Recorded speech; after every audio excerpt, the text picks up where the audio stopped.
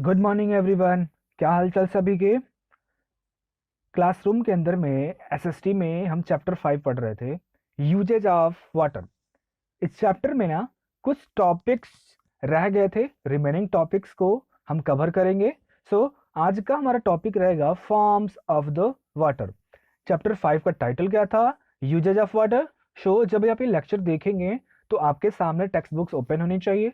जब video lecture आप completely देख लेंगे उसके बाद में सेम टॉपिक आपको बुक से ही पढ़नी होगी। तो मेक श्योर आपके पास में कॉपी होगी और टेक्स्ट बुक्स होगी। Forms of the water.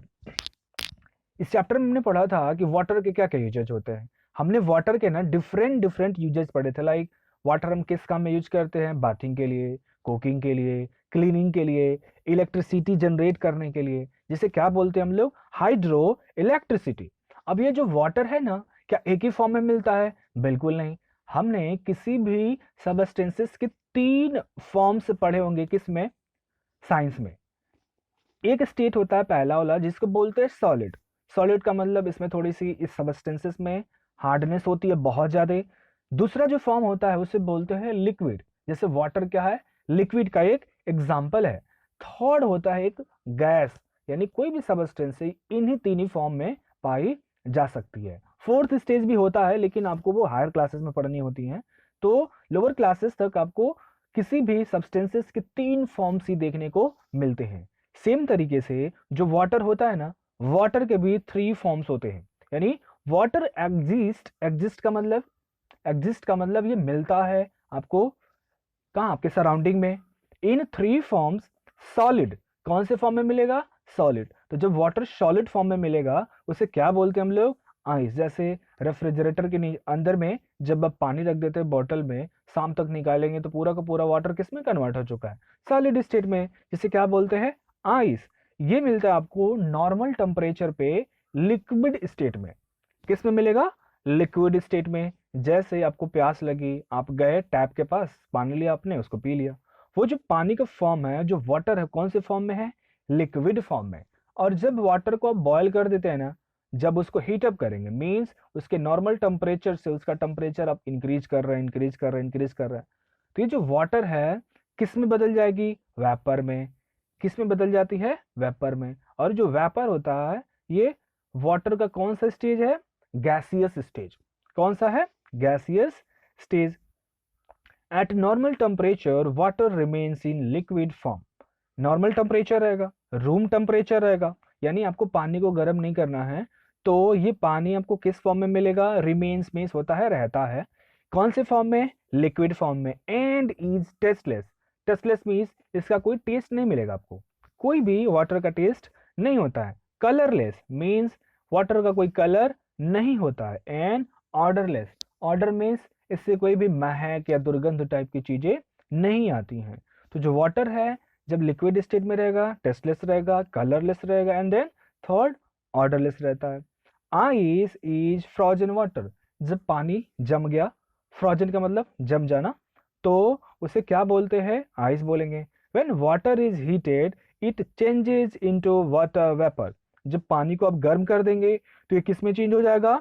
Water vapour में। आप इसको घर पे प्रैक्टिकल कर सकते हैं। जैसे घर में किचन में मम्मी लोग जब खाना पकाती हैं, आप देखेंगे जब वो पानी बॉईल करती है ना, तो क्या होता है कि पानी जब बॉईल करती है तो उसके ऊपर में जो कैप रखी होती है, उसकी जो ढक्कन होती है, वो क्या होती है? ऐसे ऊपर उठने लगती है। क्यों? क्योंकि जब पानी को हम हीटअप कर रहे हैं ना, बॉयल करते हैं, तो क्या होता है कि जो वाटर वेपर में चेंज हुआ, और वाटर वेपर में चेंज होकर वर्टिकल डायरेक्शन में, अपवर्ड डायरेक्शन में वो जाने की कोशिश करता है। इसलिए आपका जो ढक्कन है, जो ग्लास के ऊपर की, या फिर जो भी पॉट में आप पानी गर्म करते हैं, वो ऊपर उठती आपको दिखाई देती है। Observe a glass filled with boiling water. कह रहे हैं कि एक पानी में गुनगुना पानी, एक ग्लास में गुनगुना पानी ले लीजिए और फिर उसको ऑब्जर्व करिए। ऑब्जर्व मीन्स उसको ध्यान से देखिए। You will see water vapour rising. आप क्या देखेंगे कि वाटर वेपर क्या हो रहा है? राइज हो रहा है, ऊपर उठ रहा है। On the other hand if you place your hand over a hot cup of T. दूसरा कह रहे हैं कि अगर आप अपना हाथ किसी, सपोज करिए कॉफी पी रहे हैं या टी पी रहे हैं, चाय पी रहे हैं, उसके ऊपर में हाथ रखेंगे तो क्या फील होगा? ये फील होगा कि आपके हाथ में थोड़ा सा टेम्परेचर ज्यादा फील होगा, ऐसे लगेगा कि हाथ जो है जल रहा है। But you have a small drops of water on your palm. अपनी हथेली पे आपको क्या दिखेगी, थोड़ी थोड़ी सी वाटर वेपर की छोटी छोटी छोटी बूंदें। क्यों? पानी गर्म था, वो किस में कन्वर्ट हो रहा था, वाटर वेपर में, और वो कन्वर्ट होके कहाँ जा रहा है, अपवर्ड डायरेक्शन में, जो आपने चूंकि हाथ रखा होता है ग्लास के ऊपर में, और वो जो वाटर वेपर आपके हाथ में चिपक जाती है। Water vapour changes into water on cooling. फिर से अगर वाटर वेपर को आप चेंज करना चाहते हैं किस में, वाटर में, तो उसको क्या कर दीजिए, कूल कर दीजिए, ठंडा कर दीजिए।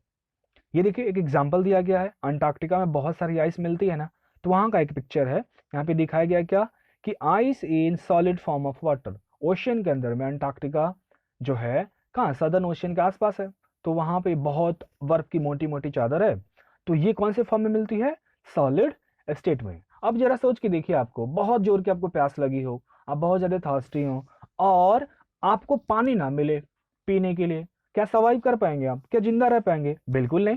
अ पर्सन कैन लीव, एक पर्सन जिंदा रह सकता है without food for many days, बिना खाने के वो कई दिनों तक जिंदा रह सकता है, but will not be able, able का मतलब समर्थ, वो सक्षम नहीं होगा, to survive without water at all, survive का मतलब जिंदा, अगर वो चाहे कि बिना पानी पे हम जिंदा रह जाए कई दिनों तक, तो ये बहुत ही मुश्किल काम होगा, आप बिना पानी के जिंदा नहीं रह सकते।